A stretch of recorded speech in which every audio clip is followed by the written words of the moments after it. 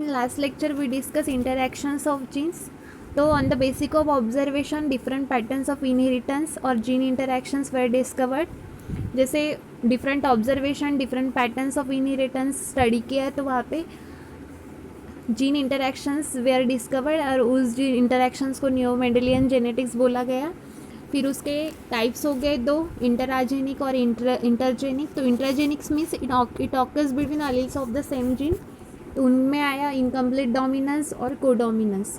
Next है intergenic. तो intergenic means non allelic. तो it occurs between the alleles of different genes on the same of different chromosome. और उसमें आता है इपिस्टेसिस. तो हम अभी इपिस्टेसिस स्टडी करेंगे. What is epistasis? तो when two different genes which are not alleles. तो जो टू डिफरेंट जीन्स है which are not alleles. Alleles means alternative form of jeans.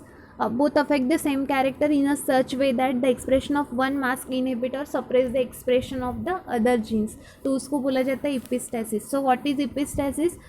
When two different genes are not which are not alleles both affect the same character. जो affect करते हैं same characters in such a way that the expression of one mask means जो expression रहती है वो mask करती है और इनहिबिट करते हैं suppress the expression of the other. उसको बोला जाता है epistasis.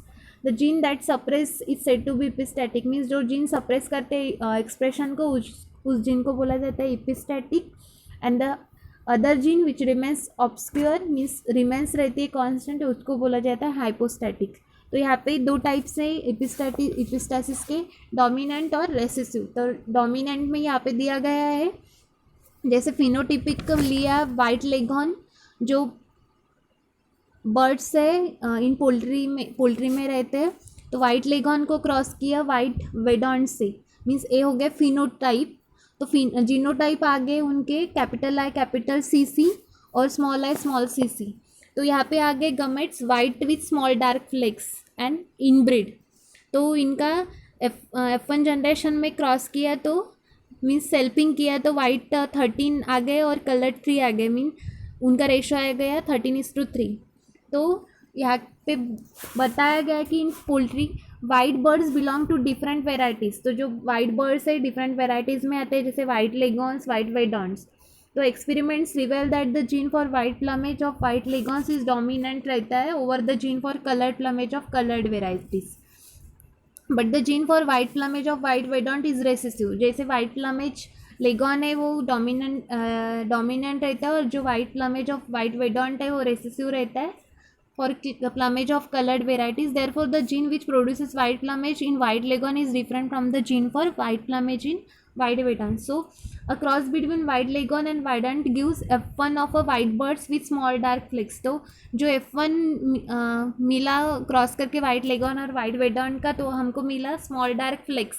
When such birds are inbred means उनका सेल्फिंग किया तो F2 progeny segregate in the ratio 13:3. So the experimental is explained below by postulating two genes capital C and capital I for the white leghorns. So a checkboard for the 16 phenotypes and genotypes of the F2 birds indicates.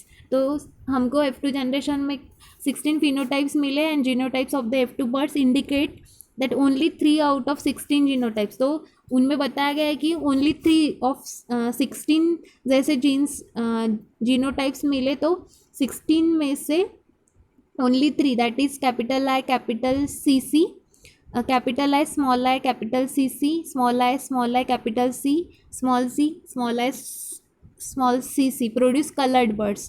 The white leghorn obviously contains a I gene. तो जो white लेगॉन्स है तो उनमें capital I रहेगा which in the dominant state inhibits और suppress the expression of the dominant colour gene means capital C resulting in white plumage. The recessive alleles of the inhibitor gene small I produce coloured birds. तो जो recessive रहता है small I वो coloured birds produce करेगा due to expression of gene small c. In other words capital C. In other words genes I is epistatic to gene C.